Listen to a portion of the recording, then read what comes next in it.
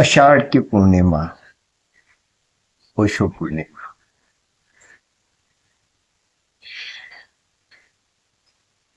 जैसा हमें ओशो बताते रहे, जैसा हमने पुराणों में या जितनी भी ग्रंथ उपलब्ध है, जहां से जितनी जानकारियां हमें मिलती है, अनगिनत अनगिनत लोगों में कोई एक उस परम ज्ञान को उपलब्ध होता है। कोई एक शरीर, मन, इंद्रियां सबसे पार इस अस्तित्व के जो अनंत अनंत सत्य और चेतना है, उसके अनुभव में उतरता है। फिर उसका इस संसार में आना जाना बंद और मोक्ष। तो असंख्य असंख्य लोगों में कभी कभी ये अद्भुत घटना घटती, और ये जो अद्भुत घटना घटती है, उसमें भी अनेकों में कोई एक सदगुरु बनता है। ओशो ऐसा बताते हैं कि 2500 साल में पृथ्वी पे एक बार कोई सदगुरु आता है। हम लोगों का सौभाग्य रहा कि अस्तित्व की इतनी अनुपम और अद्वितीय भेंट को हम आंखों से देख पाए। उनके आशीर्वाद हमें और उनके हम शिष्य बन पाए। ओशो को हमने देखा है सशरीर। वो जो सौंदर्य ओशो में कटा, आंखें ड्यूटी माना भूल गए, सांस लेना भूल जाते हैं जब वो सामने आते। ऐसा अलौकिक सौंदर्य, ऐसी अलौकिक उनकी प्रसाद, ऐसा अलौकिक उनका काम।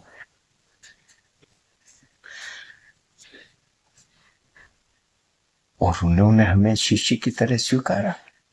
मैं कई बार ये बात को महसूस करता हूं कि जिन्हें ओशो ने शिष्य की तरह स्वीकारा, वो भी कोई कम अद्भुत चेतना है, क्योंकि ओशो के पास तो लाखों लाखों है। शिष्य तो सबके साथ नहीं घटा।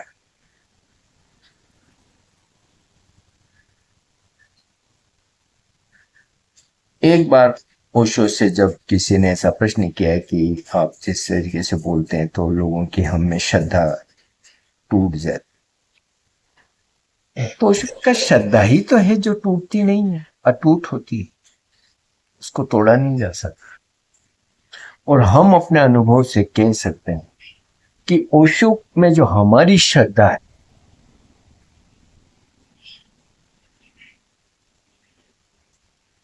आज तक किसी चीज ने उस पर किसी तरीके का असर नहीं किया। 50 साल हो गए, जीवन के कितने ही अंधड़ आए, तूफान आए, उतार चढ़ाव आए, कितनी तरीके की काली घाटियों से और अंधेरी घाटियों से गुजरना पड़ा, दुखों से और नरक से गुजरना पड़ा, लेकिन ओशो पे कभी शक नहीं आया। ये नहीं लगा कि ओशो गलत भी हो सकते हैं। जो उनने बोला वो परम सत्य बोला। जो बोले तो हरि कथा, जो भी वो बोले वो हरि कथा ही रहे। पहली बार उनकी वाणी कानों में पड़ी, तब से लेके आज तक जब उनकी वाणी कान में पड़ती है, तो वो का वो जादू, वो के वो आशीर्वाद, वो के वो अमृत ज्ञान। मुझे लगता है कि एक व्यक्ति जब ज्ञान को उपलब्ध हो जाता है, तो एक चुनौती तो है, क्योंकि ऐसा ओशो बताते हैं कि जब बुद्ध ज्ञान को उपलब्ध हुए तो मौन रह के खुश थे कि जिनको उपलब्ध होना है वो मेरे बिना भी उपलब्ध हो जाएंगे, जिनको नहीं होना वो मेरे कहने से भी नहीं होंगे। और फिर चुनौतियां तो बहुत सारी होती होगी कि इन्हीं नामों के पीछे कालांतर में कितने न दुख देखे इस मानवता ने, कितना लहू बहा, कितना कुछ हुआ। तो कितनी बड़ी चुनौती एक संबुद्ध लेता है। उसे पता होता है कि उसके जाने के बाद ये अंधेरे से ओत-प्रोत लोग अर्थ का अनर्थ करेगा। फिर भी वो चुनौती लेते हैं, क्योंकि इतना सब होने के बाद भी अगर किसी का ज्ञान का दीप जल जाए तो ये चुनौती लेने जैसी, ये सौदा करने जैसा है। और वो शो भी उसी श्रृंखला में हमारे बीच हुए। हर वो प्रयास किया कि इस पृथ्वी का हर व्यक्ति ज्ञान को उपलब्ध हो जाए। बुद्धत्व तो हमारा जन्म सिद्ध अधिकार है, ये ओशो हमें ललकार करके दे रहे। फिर ये जो घटना घटती है चेतना के परम अनुभव के, ये परम शिथिल अवस्था में घटती है, जब हर तल पे 100% शिथिलता आ जाती है, रंच मात्र भी किसी तरीके की त्वरा या उष्मा ना बचे, तब ये घटना घटती है। और समय तो छोटा सा है, मौत किसी भी क्षण दस्तक दे सकती है। तो ओशो के लिए हमें उस अर्जेंसी को भी बताना है, याद दिलाना है, और हमें शिथिल भी रखना है। अर्जेंसी ऐसी कि आज के आज इसी पल में वो चीज होनी चाहिए, क्योंकि मौत का अगला पल मौत का होगा किसे कह सकते हैं, लेकिन इसके पहले की मौत आए ज्ञान को उपलब्ध होना है। और वो जो उपलब्ध होना है वो परम शांति में, परम शिथिल अवस्था में, परम मौन में घटती है। तो निश्चित रूप से कई तलों पे सदगुरु का काम आसान नहीं होता है। फिर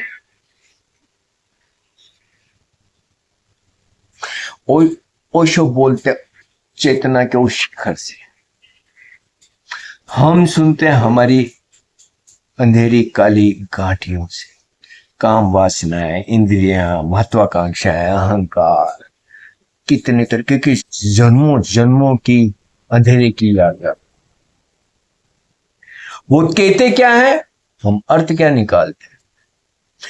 लाओ त्सु का जैसा कि ओशो बताते हैं कि सत्य को कहा नहीं जा सकता, जो कहते ही वो असत्य। तो कभी इस दृष्टिकोण से सोचा जाए कि ओशो ने कितनी चुनौतियां ली। फिर जब व्यक्ति की निजता की बात आएगी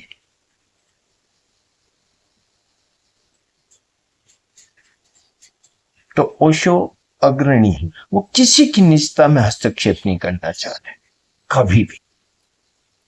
लेकिन शिष्य के तो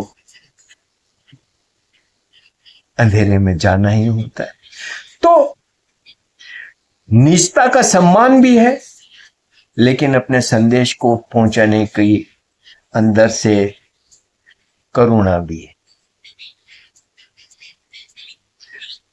किसी के गुरु बनने की कोई कामना नहीं, कर्ण बराबर भी, लेकिन गुरु बने बिना अंधेरे में भटके लोगों को भवसागर से पार कराना आसान भी तो नहीं। तो इतनी सारे विरोधाभासों के बीच से ओशो अपना कार्य करते हैं। गुरु भी बनते हैं, लेकिन साथ ही वो सखा भी बनते हैं, मित्र भी बनते हैं। तो ये एक यात्रा है, और मैं अपने अनुभव से कह सकता हूं, कई बार ये बात महसूस होती है कि इस जीवन में कभी भी ओशो पे किसी तरीके का संदेह नहीं आया। उनको जब से मैंने मिला हूं, उनके प्रति श्रद्धा वैसी की वैसी, और ऐसा लाखों लाखों लाखों शिष्य। ये जो शिष्यत्व घटता है, ये जिसके घटता है उसके घटता है, जिसके नहीं घटता है नहीं घटता है। कहीं ओशो के पास तो करोड़ों लोग आए, कई तो उनके दुश्मनी हो गए, कईयों को तो ओशो से ऐसा बैर हुआ कि वो आज भी रात दिन बैठे बैठे बस ओशो को, जब तक कि वो 10 गाली रोज नहीं देते उनका भोजन नहीं पचता। लेकिन जिनके जीवन में शिष्यत्व घट गया, अब ये मेरे को लगता है कि कहते ना कि प्रेम होता है तो होता है, नहीं होता है तो नहीं होता है। अब ये शिष्यत्व भी बस घट जाता है तो घट जाता है, नहीं घटता तो नहीं घटता है। तो ये तरीके के कई तरीके के लोग हमने देखे ओशो के पास आए, और फिर भटकाव तो बहुत सारे हैं। ओशो की एक उजाले की किरण है जो कोमल है, लेकिन अंधेरे तो सघन है, भारी है। काम, क्रोध, लोभ, मोह, मद क्या नहीं करवा ले। वो अब देखो ओशो के जाने के बाद कितने सारे ये देवदत्त तो लठ भारती और एक से एक कमीने ने क्या क्या नहीं शुरू कर दिया ओशो के नाम से, जो ओशो कभी भी नहीं चाहते, स्वयं भी नहीं चाहते, उनके नाम से लोगों की छाती पे बैठ गए। कितने बड़े ना दुश्मन है ये ओशो के।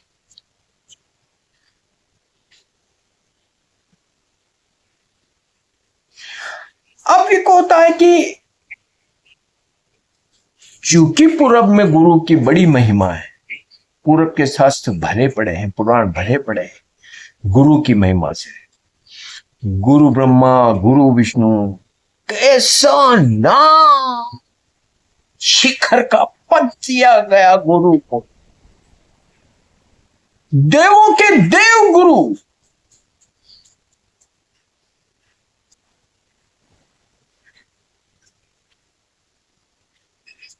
तो ये जो टटपुंजे होते हैं देवदत्त, लठ भारती और ये जो जबलाधारी, मालाधारी, धक्काधारी, रिंग मास्टर, ये सब, वो जो हजारों साल का एक गुरु के प्रति भाव है, उसका जो पहन ली, ओशो की माला लगा दी, ओशो का चित्र बन रहे हैं, ओशो के करीबी या ये रिश्तेदार और ये वो, और वो सब उस जो एक पवित्र परंपरा है गुरु शिष्य की, उसका दोहन है। कितने बड़े क्रिमिनल है ये। तो क्या होता है कि ओशो बताते हैं हमें कि गुरु जो ज्ञान को उपलब्ध हो गया, गू से अंधेरा, रू से प्रकाश, जो हमें अंधेरे से प्रकाश की ओर लाए, वो गुरु। और शिष्य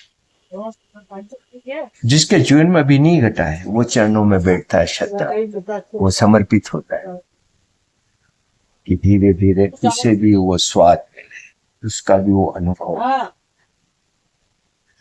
तो गुरु और शिष्य तो एक आध्यात्मिक संबंध, रिश्ता है, लेकिन शिक्षक भी अपने को गुरु कहने लग गए। स्कूलों के, कॉलेजों के या चारों तरफ वो भी अपने को गुरु ब्रह्मा, और स्कूलों में जनरली ये श्लोक भी लिखा होता है, ये ब्रह्म भी पालते होंगे। अरे भाई तुम शिक्षक हो, शिक्षक और गुरु में क्वालिटेटिव डिफरेंस है। गुरु ज्ञान को उपलब्ध है, शिक्षक तो जानकारियों से भरा है। गुरु ज्ञान से उपलब्ध है, उजाले से भरपूर है, शिष्य अभी यात्रा कर रहा है। शिक्षक सिर्फ जानकारियों से भरा है, जो छात्र है उसको भी जानकारी कम है। थोड़ी सी क्वांटिटेटिव डिफरेंस है शिक्षक और छात्र में। जो आज शिक्षक जानता है, कल छात्र भी जान जाएगा। तो शिक्षक और छात्र गुरु शिष्य नहीं है। गुरु शिष्य अध्यात्म की यात्रा है, शिक्षक छात्र यह सांसारिक धन से संबंधित यात्रा है। जैसे अब आप बैंक में जाओ तो वहां पे जो क्लर्क होता है और वो जो आपसे बात करता है, तो एक ग्राहक क्लर्क का रिश्ता होता है। ऐसे ही शिक्षक छात्र का रिश्ता होता है, या ऐसे ही दूसरे बहुत सारे रिश्ते होते हैं। उनको किसी तरीके से गुरु शिष्य के रिश्ते की तरह नहीं देखा जा सकता, नहीं देखा जाना चाहिए। क्योंकि होता क्या है कि शिक्षक जब अपने आप को गुरु मानने लगे और वो छात्रों से शिष्य जैसी अपेक्षाएं करने लगे, तो वो तो संभव ही नहीं होगा। सदगुरु ओशो ने हमसे किसी तरह की कोई अपेक्षा नहीं की, फिर भी हमसे उनके लिए बहुत कुछ होता है। हमारा आदर, हमारा प्रेम, हमारा भाव, हमारा समर्पण, हमारी श्रद्धा, ये स्वतः घटती है। उधर कोई चाह नहीं है, लेकिन इधर से भाव जगते हैं। अब छात्र का शिक्षक में ऐसा कैसे भाव जग सकता है? गुरु शिष्य का तो पारलौकिक रिश्ता है, छात्र शिक्षक का तो सांसारिक रिश्ता है। लेकिन परेशानी वहां आ जाती है जब ये शिक्षक भी अपने आप को गुरु मानने लगता है। और ये विशेष रूप से पूर्व में घटता है, पश्चिम में कोई गुरु जैसी बात ही नहीं रही, उनने कभी देखा भी नहीं, जाना भी नहीं, अनुभव भी नहीं किया। तो वहां तो सारे ही टीचर और स्टूडेंट है। लेकिन भारत में ये चीजें हो जाती, जो भी कोई सिखाता है वो समझने लगता है कि गुरु है। वो गुरु नहीं, वो सिखाने वाले। तो ये फर्क होता है। अब आषाढ़ की पूर्णिमा को क्यों गुरु पूर्णिमा कहा जाता है? ओशो ने बड़े अद्भुत ढंग से इसको समझाया, जरूर सुना जाना चाहिए, जिसमें ओशो समझाते हैं। सौभाग्य मेरा कि उस दिन मैं ओशो के सामने बैठा था, नरेंद्र बोधिसत्व ने यह प्रश्न पूछा था गुरु पूर्णिमा, और ओशो ने ऐसा जवाब दिया था, अद्भुत, वो उपलब्ध, जरूर सुना जाना चाहिए। तो जो हम पुराणों और शास्त्रों में गुरु की महिमा का बखान सुनते आए, वो हम अनुभव कर पाए सामने, वो हमारे जीवन में घटा। इसको कितना बड़ा सौभाग्य नहीं मानेंगे। और इतने बड़े सौभाग्य के बावजूद अगर ये देवदत्त और लठ भारती और जैसे कमीने लोग अपनी दुकानें खोल के बैठ गए ओशो के नाम से, इतने गंदे और भद्दे और अश्लील काम करने लग गए, तो कितनी ना नीच चेतनाएं हैं।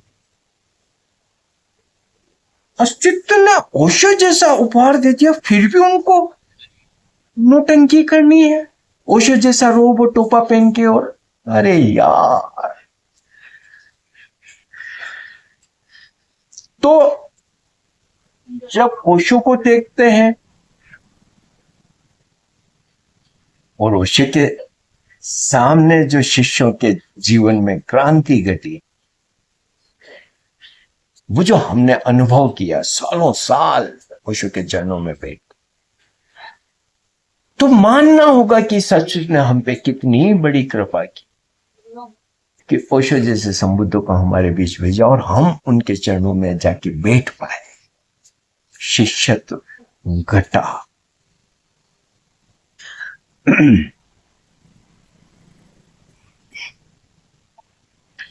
अब एक बार जब ओशो से मिलना हो गया, तो मैं भी इंटेलेक्चुअल व्यक्ति हूँ, बौद्धिक व्यक्ति हूँ, तार्किक व्यक्ति हूँ, पढ़ा लिखा हूँ, जीवन भर साहित्य पढ़ा और लिखता रहा हूँ, लोगों से बहस करता रहा हूँ, तो दिमाग मेरा भी चलता है। लेकिन जब ओशो को देखता हूँ, ओशो को सुनता हूँ, तो फिर मेरे कभी संदेह नहीं आता दिमाग। ओशो ने कोई बात कही, वो 100% में वैसी की वैसी मान लेता हूं कि सही सत्य, मेरे सिस्टम में ऐसा होता है, कभी कोई प्रश्न नहीं आता अंदर से, क्या ये कहीं सही तो नहीं करेगा, कोई छलनी नहीं है भीतर से, कोई मूल्यांकन में करता ही नहीं ओशो के बोलने का। और मेरे जैसे लाखों लाखों शिष्य। तो ये जो शिष्य हैं और ये जो ओशो है और ये जो इन दोनों के बीच का संबंध है, रिश्ता है, यह सत्य की एक अनमोल घटना है, अद्भुत घटना है। सौभाग्यों के सौभाग्य उन लोगों के जिनके जीवन में शिष्यत्व घटा। और मैं साक्षी, अनेकानेक शिष्य देखे मैंने, जीवन इतने सारे हीरे मोतियों से जगमगा उठा। ओशो, कोहिनूर और फिर उनके आसपास पूरी दुनिया से आए हुए हीरे मोतियों जैसे शिष्य। अभी भी कभी कभार किसी किसी शिष्य से मित्र हैं, बातें होती है तो गदगद हो जाता हूं, आनंदित हो जाता हूं।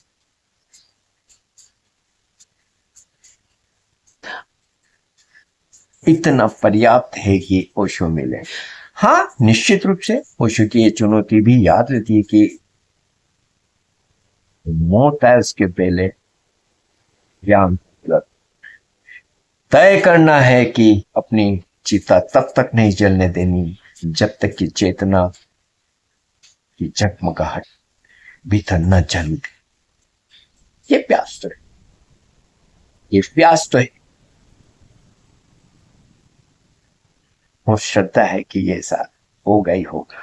मृत्यु के पहले अमृत तो कटना तय है, इतना तो अनुभव से कह सकते। और लाखों लाखों लोगों की जीवन गति की ही गति कट रही है और कईयों की कटी। और मैं बहुत भरोसे से कह सकता हूं कि जिनके जीवन में भी ये जो अध्यात्म का अद्भुत पैगाम जिंदा है, वो चुपचाप उस संदेश को दुनिया तक पहुंचाने में, अनेक अनेक लोगों तक पहुंचाने में सहभागी।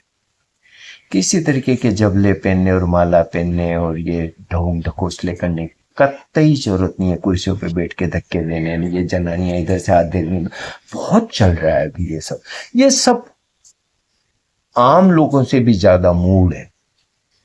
जो लोग इतना घटिया हरकत कर सकते हैं उनके तो कितने ना अंधेरे में और कितने मानसिक विकृत लोग।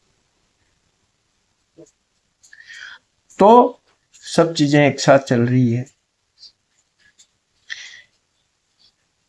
हम अपने को सौभाग्यशाली जरूर माने कि हमें और सत्याशी और सत्य की इस राह पे हम आगे बढ़ते चले जाए सभी, और अपने परम सत्य को अनुभव करें।